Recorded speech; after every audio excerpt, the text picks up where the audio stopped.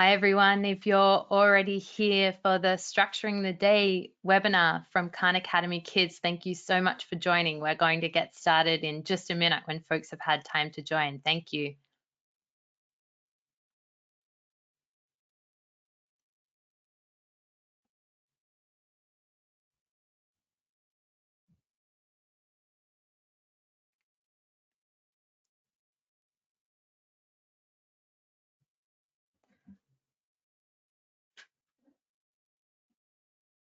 Hi, my name is Sophie and I'm from the Khan Academy Kids team. Thank you so much for joining today for our parent webinar on structuring the day and how some of the Khan Academy Kids resources and tools and support center can help you keep your days moving with your little ones at home. I want to take this moment to say thank you so much to our sponsors, Bank of America, Google.org, AT&T, and Novartis for helping us provide this support during school closures. We are so grateful. And I want to just acknowledge all of you parents, carers, grandparents, maybe some teachers who have joined today. You're taking the time to figure out ways that you can make your days maybe a little bit more structured, maybe meet some more of your goals. And we're so grateful that you're turning to Khan Academy and Khan Academy Kids at this time.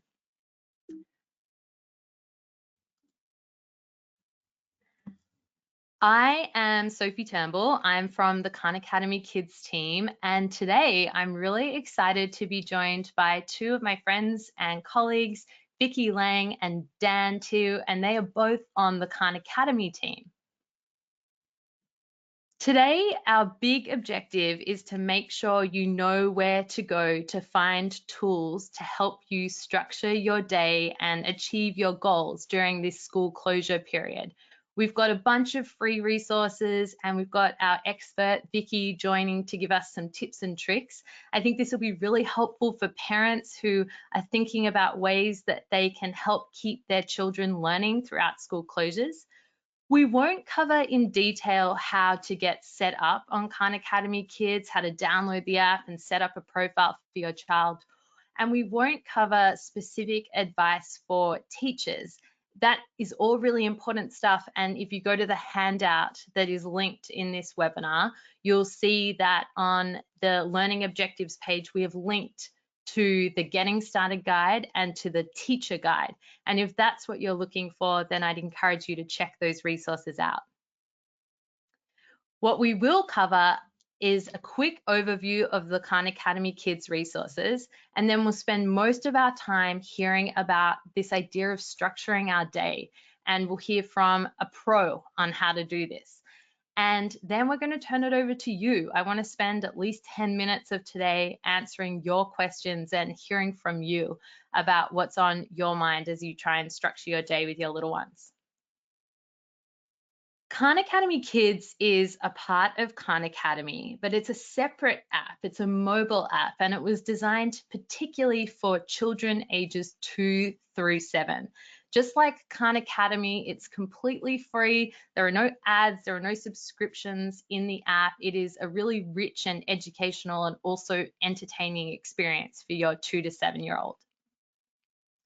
It has a range of activities. We built it with Head Start, so it has a lot of the academic and non-academic activities that are really useful for getting your preschooler, kindergarten, first grader ready to go on and succeed at school. So it includes math and reading, also things like telling the time and life skills like getting dressed. It has a huge social emotional learning aspect to it, things like understanding emotions and expressing frustration, which I think is really important during this time.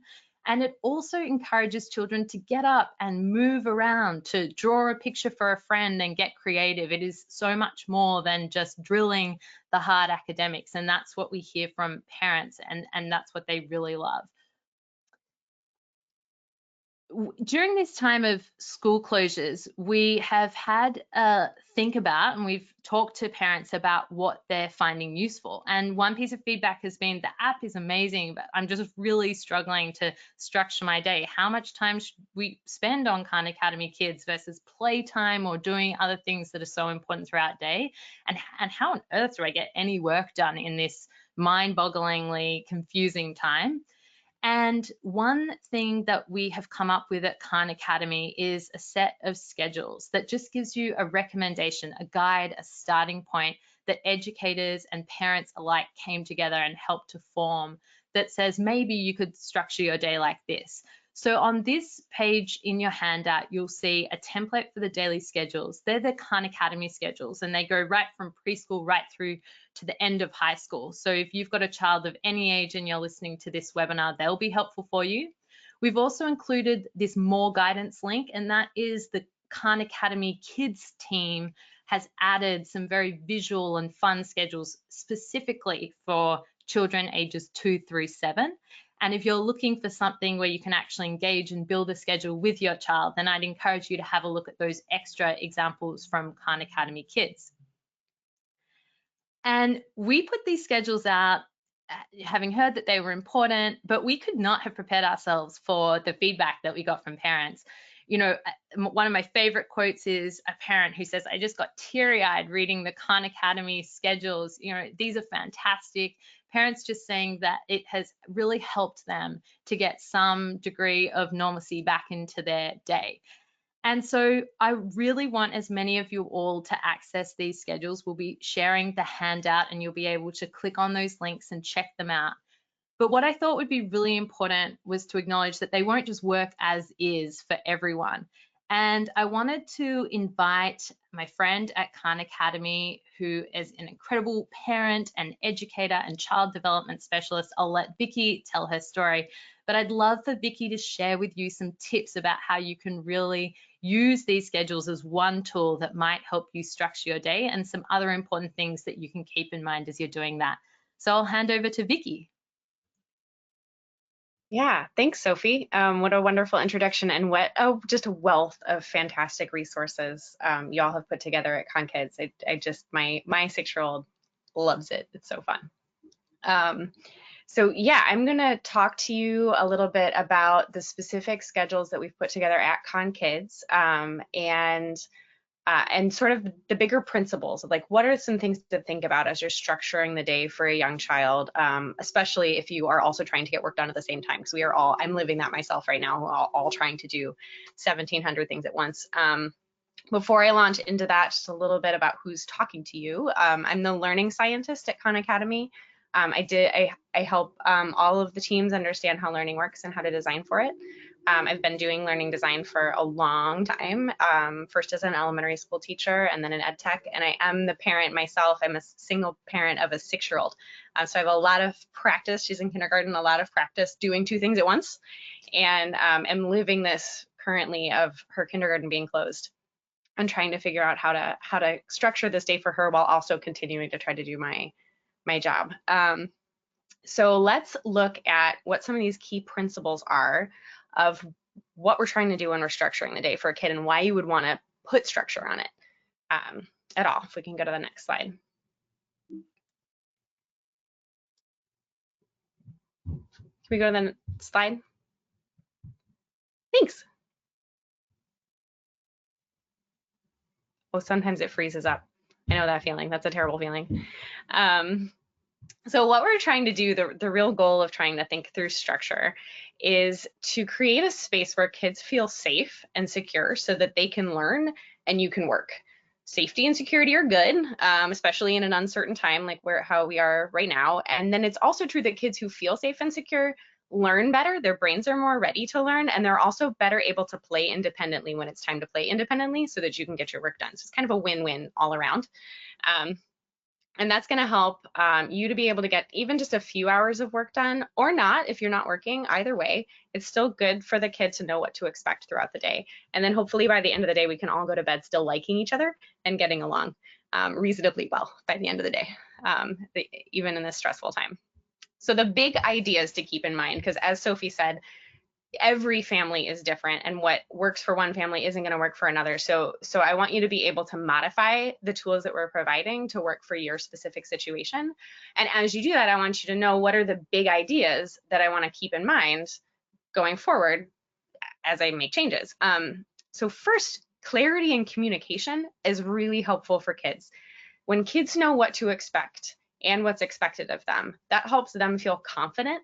It helps them feel like they are empowered to act independently and they can trust that it's going to work out because they know what's expected of them.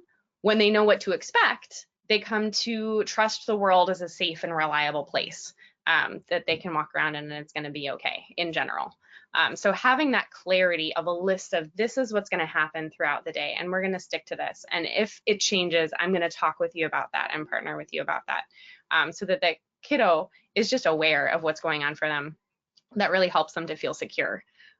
Connection is also really important. Connection with any trusted adult is an important part of security for kids. They constantly need that connection cup refilled.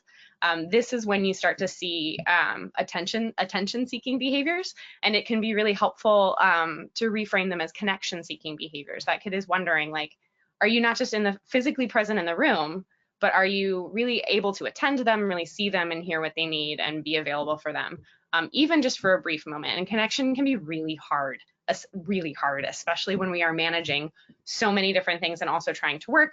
And our kiddos don't understand why we're home but not able to be with them all the time. And so connection is something that's like lost and reestablished many times a day in any family. And sometimes it's taking a break to go be with them on part of their schedule, and we'll talk about that. And sometimes it's just as we do a lot of staring contests at my house, just a quick minute, let's reestablish eye contact. I really see you, I'm really here with you. I'm gonna give you like a not a half hug while I look at my laptop, but a turn to you, like a real hug just for a second before I go back to work. That can really help that kid feel more secure. And then choice is another big idea that helps kids develop a sense of positive self-control and autonomy. It gives them practice with planning. It helps them understand that they can make a plan and they can carry it out and they can feel successful with that if we give them just a manageable number of options and set them up for success. So that's going to support their development and their executive functioning skill as they grow. And it creates ownership, which means the kiddo is more bought in and more engaged and more motivated to do what they need to do during the day because they had a little bit of choice in when they're going to do it and exactly what they're going to do. So those are the big ideas that I recommend trying to build into a schedule. That said, everybody is in just chaos right now. And so you're doing great. Whatever you're doing is great. These are just some things to try to carry forward. So let's look at, and this, sorry, if you can go back for just a second, this picture on the right, this is my daughter. And you can see choice there. This is our schedule that she's standing on, and then she's got activity cards there, and she's thinking about where she wants to put her cards during the day. And so this is something that we do every morning at breakfast, but you're going to be able to figure out what works for you and your family. Looking at the next slide, what might actually go in your schedule? You know, it depends on how much time you have and what your school has provided with you, and it's going for you, and it's going to vary depending on what you're able to do. But if you look at a typical early childhood classroom or preschool classroom, these are the topics they'd be trying to cover. Reading and writing, that should say writing, some math. We have both of those in Con Kids. It's fantastic. Social time with other kids, even if it's on video with a play date or with adults.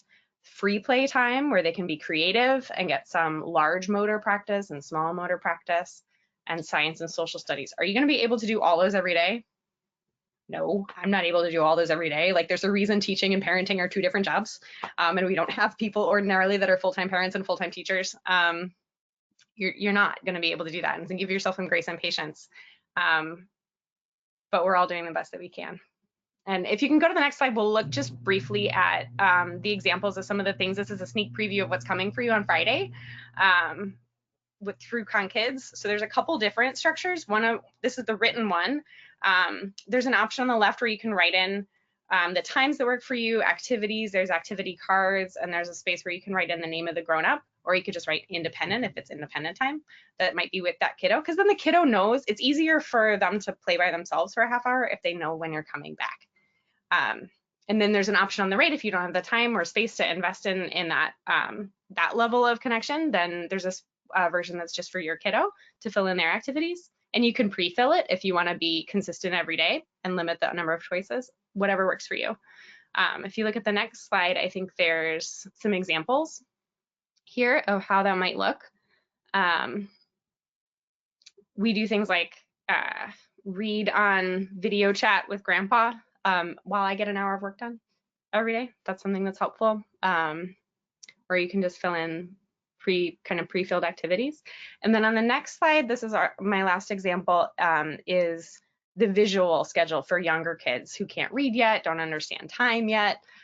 We've provided these pictures where you can kind of build, there's a blank template or there's a pre-filled schedule, and you can fill in what's going to work for you. And you can, even young kids can have choice and where they put different things to whatever extent you're comfortable with. And with that, I will turn it back over to Dan, who's going to say just a little bit more about where to find these resources, and then we'll take questions. Hi, thank you, Vicki, and thank you, Sophie. I just wanted to cover off a few things before we get to resources and open it up to live questions. First, attached to this webinar, we have a handout section, so please grab and download the version of this presentation.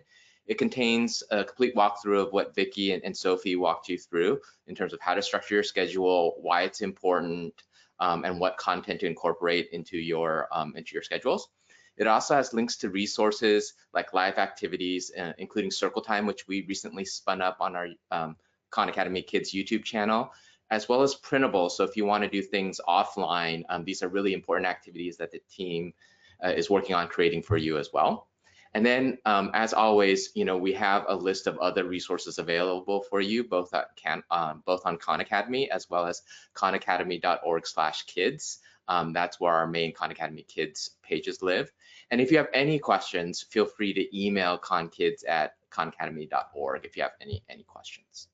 And the second thing we'd ask you to do is if you have any questions, please add them to the question box. I'll be facilitating while Vicki and Sophie do the hard work of actually answering the questions. All right, so we already have quite a few really good questions coming in. I'll start off, Vicki, this one's probably for you, from Senthil. This is a funny one. Are we sure we can have a timetable for a 2-year-old? That's where the picture one comes in. That's a great question. So kids that young, you're right, don't understand time. It's too abstract, but they can understand sequence. So we're having snack now. That means next we're going to read a book, and next we're going to do nap. So having just the order of things can help kids to understand what's first, next, last. Thank you. And then we have a question from Carrie. Actually, I can chime in a little bit before I pass it off to either of you. So Carrie asks, I'd like to know any tricks on how to get a 6-year-old to enjoy reading, either by someone else or by himself as he learns to read. I read with my nieces and nephews as they were growing up throughout all the ages. And the way I've done it that's worked for me is we'll take turns reading like a little paragraph or a sentence, and often acting out the character or just like enunciating and just playing along with it just beyond the page has been really helpful for me. So Sophie or Vicki, if either of you'd like to provide your own tips there. Yeah, I think reading with a variety of adults can be exciting. My daughter's much more excited to read to her grandmother than she is to read to me. Another thing that can help is sometimes as parents, we were really excited for them to try to learn, and we try to read, and we can push them a little bit. I know I tend to fall into that sometimes. And if we back up and just let them go at their own pace, give them room to make mistakes, give them wait time while they're sounding something out, just let them take their space and slow down. That can make it feel like a lower pressure activity for them, and they can be more excited to engage in it. And the little bit that I would add is that the Khan Academy Kids app has a whole library of thousands of books. A lot of them are our own original characters. So there's 5 really happy animal characters. Some of them are about nature, and you should really check those out too. Perfect. And then Sophie, this one's probably best for you. Gul asks, is there a way to access Khan Academy Kids through a browser? I have 2 kids, but only one mobile device for them to use. Yeah, the short answer is no. The Khan Academy Kids app was built for really little fingers, so it's designed to be on a mobile device that can be manipulated. And so it works on a Chrome touchscreen, but not on the typical desktop browser experience. That's something we would love to build, and I'm really glad you've asked that question. I guess in that scenario, I would say maybe having one child take a look at Circle Time, which is available in browser because it's hosted on YouTube, and that's a 15-minute or so reading and interactive activity that's supposed to really represent that circle time that kiddos have in preschools and schools all over the country. And then maybe using some of our printables.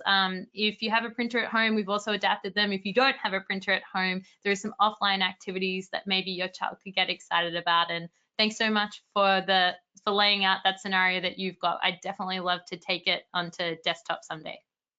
Yeah, and I would just echo what Sophie just said. It's the team's developing a tremendous amount of resources that are off the app as well. Sophie's one of the stars of Circle Time, so you get to see Sophie repeatedly visit there as well. And then the printables are just adorable. So I think that's a really fun activity that you can take offline as well. We have a great question from Jason, and I can start with this and then probably pass it over to you, Vicki. So Jason asks, how do we navigate between this schedule and what our districts are sending us? I would just echo that we created these schedules early on before any other public schedules were really made available. And so we were developing it to fill a void that we saw that was a need. And if, and obviously we don't want to conflict with what your districts are advising for you. So I'd just kind of give that background before I hand it over to Vicki. Yeah, that's a great point. And I would just say that different schools are doing different things, and you can fill in, if you're working with one of those blank templates where your child has some choices, you can just fill in the fixed things, right? Just write in 9 o'clock circle time with class before you even give them the sheet. We do that here. I fill in like where I have a work meeting and I'm not going to be available to be with her, so she knows she can't schedule math or something during that time. So then you're just limiting the number of choices that they have based on what free time they actually have to schedule. You can also put other constraints on it, like we need to do exercise in the morning because otherwise you are off the walls by the afternoon, or math has to happen in the morning because your brain is tired at the end of the day. So just pre-filling, I think, is what I'd say. Okay, perfect. This next question, Sophie, perhaps you can answer this question. So Ernesto is asking, is Khan Academy Kids targeted more towards native English speakers? Khan Academy Kids is an app in English. We have actually had a lot of great feedback from English language learners who are using the app. An example might be the read aloud feature in the books is a really helpful way to onboard to then reading independently. And there's lots of very simple guidance and reinforcement delivered by the narrator, Cody Bear, throughout. So I would say it is in English and the learning will happen in English, but I think it can be well suited to English language learners as well. And Ernesto, we'd love to hear feedback from you, if you have it on what that is like for you and your experience, but we've had good luck with that so far. Thank you for that, Sophie. So this question is super important because I think many of us are facing this. Lori asks, any tips for a very small living environment where a child doesn't have a dedicated school area? So we talked about scheduling with time is interesting in terms of scheduling with space. Yeah, that's a great question because we didn't talk about that at all, but it is great for kids to have a space that's a consistent workspace, just as it's great for us as adults to have a desk that's organized where we get our work done because your brain kind of switches modes. If you don't have that, I think you can still signal work time and work brain with just a special folder or a special area, like a corner of the room where there's a pillow to sit on and a clipboard, or anything that is kind of dedicated for the use of learning specifically and not used for other purposes, I think can serve the same function as having a dedicated space. Perfect. I have a question from Cater here, and probably Sophie, you could answer this one. Does Khan Academy also provide suggestions on physical activity? We have a physical development section, so if you can kind of dive into that, that'd be terrific. Thanks, Sophie. Yeah, I think a really big part of the Khan Academy Kids app is that we recommend that it's used for a 15 or 20-minute session at a time. And we really don't see kids getting stuck in it because we bring them out of the activities to do something physical. So an example might be we get them to act like zoo animals, and that's always a really fun time where they go from manipulating something or reading something to you to actually getting up and moving around. I think so that's like the app actually prompting physical activity. I think throughout the app there's just a great emphasis on getting outdoors, on moving around, on having adventures. And so treating Khan Academy Kids as like a good role model for that, and using it in a really balanced way is one way that we see kids being really physical. We saw these amazing tweets this week of kids dancing around, and they'd created forts and they were talking to the characters, and there is just so much theatrics that goes on with early learning, and I think the app really encourages that. Awesome. So kind of related to this one, it's asked quite frequently right now, so I'll just kind of ask on behalf of everyone else, and actually I can chime in here as well. There are many questions about how to regulate or think about screen time, especially in a time like this. So Sophie or Vicky, do you want to volunteer and I can chime in? Yeah, Sophie, do you want to start? And I have a couple ideas. Yeah, happy to start. So the number one principle for the Khan Academy Kids creators who are parents themselves has always been that parents really know best, and parents and carers are best placed to come up with a balanced, very nutritional media diet, some like to call it, for their children. We really defer a lot to the guidelines of the experts, people, WHO, the World Health Organization, and the American Association of Pediatrics on screen time. And that's why we recommend that 20 minutes a day mark for our 2 to 7-year-old learners. It obviously can be flexed up for the older ages, and really that's what we tend to see is working for families, as Khan Academy Kids becomes just one part of a very balanced day that, to Vicky's point, has a lot of free play, has a lot of outdoor time ideally, and a lot of movement. Mm-hmm. Yeah, and I think that there are different ways of using screen time. I think that there's more and less educational ways. In this day and age, there's also more and less social ways. It may be the only way that your child can get social time with other kids their age, which is an important part of a kid's development. So that's something to think about as you're figuring out what feels right for your family. One of my favorite tips as you're trying to limit screen time, coming from having been a single parent raising a toddler, is podcasts. Podcasts serve almost the same sort of like kid entertaining function while you need to do the dishes that a screen sometimes can, without the screen. So there are some fantastic education podcasts around science. There are some, for the really little ones, there's some really good storytelling podcasts out there. And if you have one of those home speakers that listens to your voice, the child can actually play it for themselves. It's just like robot play stories podcast, and it will do that. And that has been very helpful and supportive for me as I try to do more than one thing at the same time and still want her brain to be growing. Yeah, and I think you two hit the main points. I would just echo. I think part of the reason why the Khan Academy Kids team does such a is so thoughtful about creating these additional resources, whether it's circle time, physical activities within the app, as well as the printables, is really to provide a mix of activities for you all. And then to Vicky's point about screen time being a social activity, I think with the shelter at home mandates, many of us are using screen time as a way to communicate with our families remotely. So just think about screen time also, like not all screen time is created equal, and to also create a balance of a mix of activities for you to use. Okay. Yeah. With that, I think we're almost out of time. So I think that's all we have for questions. I'd like to close out with a couple of things. First, Sophie and Vicky, thank you for sharing your expertise today. And then I wanted to thank our fabulous audience for taking the time out of your evening to be with us. We know you're extremely busy, and we appreciate you investing your time with us in this session. If you missed something, or if you want to go back and review, for those of you who registered for this webinar, you'll automatically be emailed a recording of this video. And for those of you who may not, or of other people who would be interested in watching with what what you just saw and get access to those resources, this recording will be posted and be made available online. And additionally, we have quite a few resources on khanacademy.org as well as khanacademy.org/kids, specifically for younger learners. And we're updating those resources daily. So be mindful that you can come visit those pages and you'll see the updated versions pretty much every day. And then before we sign off, we do want to ask you to do us one more favor and take the poll that pops up at the very end of this webinar. And we want to know two things from you. First, how could we make this future iteration of this session even better for other parents? And then secondly, what kind of session would you like to see next from us? In fact, this session was actually a product of feedback we heard from you all. Our first section was a very high level overview, and many of you asked for more structure and more tips, and that's what this was meant to do. And so we're continuing to listen to you, and we're here to support you, so please provide us with that feedback.